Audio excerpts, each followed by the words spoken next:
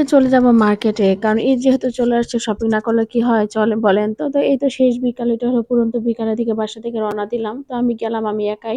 আর পাশে ছিল আমার বান্ধবীরা। তো বান্ধবীরা একেকটা একেক জায়গা থেকে যাবে। তারা শুধু জাস্ট বলেছে, "চলে আয়।" আমি শুধু বাসা থেকে বের হয়ে গেলাম। বাসায় ছেলেরা বসে আছে।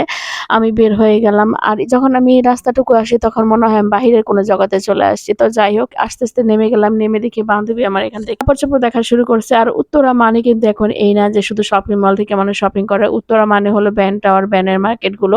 এখন ব্যানে কিন্তু অনেক কিছু পাওয়া যায়। কিন্তু যদিও ব্যান থেকে কেনাকাটা করি না, কিন্তু ব্যান থেকেও মানুষ অনেক কিছু দেখে। তো ভাবলাম চল একটু ব্যান থেকে দেখি। তো ব্যাগগুলো দেখলাম। আসলে ব্যাগগুলো দেখে যা মনে হলো যে ব্যাগের কোয়ালিটি আর মার্কেটের ব্যাগের কোয়ালিটি অনেক তফাৎ। ব্যাগ তো মার্কেট আর তোমার ভ্যান প্লাজা অনেক তফাৎ। কারণ মার্কেটের ব্যাগগুলো অনেক ভালো থাকে, সুন্দর থাকে মজা। আর এগুলো যা দেখলাম একটু অন্যরকম। তারপর এখানে চলে আসলাম একটু এগুলো দেখতে। পরে যেটা দেখলাম যে জামদানি শাড়ির মতো করে বেন্টি ব্যাগ খুবই ভাল লাগছে। তাও দাম চেয়েছে ৳১,০০০ র উপরে। আমি তো দেখে পুরাই অবাক। আর ভাবলাম এটা দিয়ে কি করা যায়? তখন সে বলে এখানে চামচ রাখা যায়। তো এইসব ইউনিক, ইউনিক জিনিসগুলো দেখতে খুবই ভাল লাগে।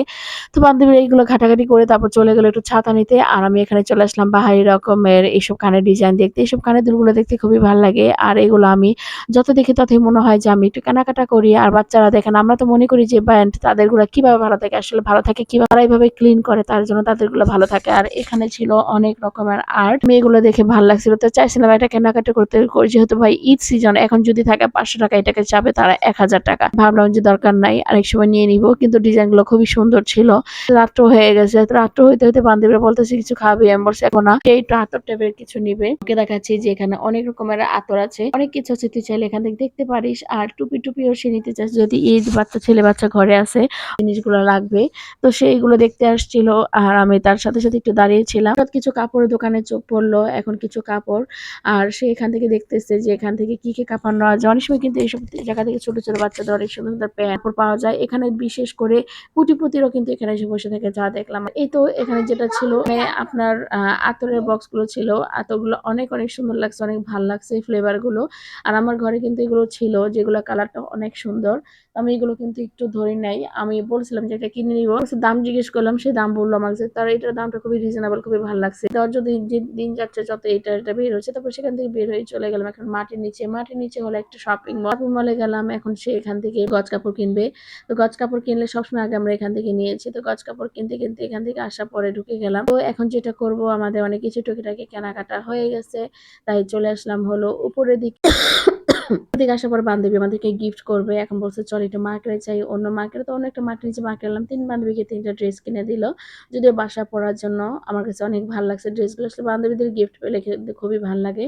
খুব সুন্দর, সুন্দর গিফট আমার কাছে ভাল লাগে। সেটা ৳১০ হোক, ৳৫ হোক, যাই হোক, কিন্তু গিফট তো গিফট। চলে গেলাম মাটির নিচে। এখন যেটা জিদ হলো যে মাটির নিচে গিয়েছি আমি আমার সাথে, কিন্তু আমার সাথে বান্ধবীরা আসে নাই।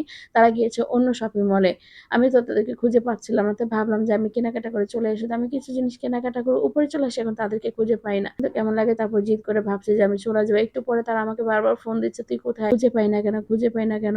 আমি বলছি আমি চলে যাচ্ছি। তো বলতেছে, "রাগ করিস না।" তারপর আবার কি করা, আসলে বান্ধবী বলে কথা। আসছি, যাদেরকে না খেয়ে গেলে কি আর হয়? তো আজকে খাবো না। তো এখান থেকে চাপ নিলাম আর না নিলাম। তাদের চাপটা অনেক মজা ছিল। খেয়ে দিয়ে এখন রাত্রে বাজে আনুমানিক 9:45। তো খেয়ে দিয়ে এখন বাসায় একটু পার্সেল নিয়ে যাবো, যে শুধু, শুধু খাবো, বাচ্চারা তাকায় থাকবে। তো তার জন্য আমরা এখন এখান থেকে নিয়ে যাচ্ছি। আর ভিডিও করার জন্য তো ওস্তাদ আমি, আপনারা তো ভালো করেই জানেন। শেষমেশ খাবো ১ কিলি পান। পান না খেলে কি হয় বলেন? তো খাওয়া-দাওয়া শেষ করে নিলাম পান।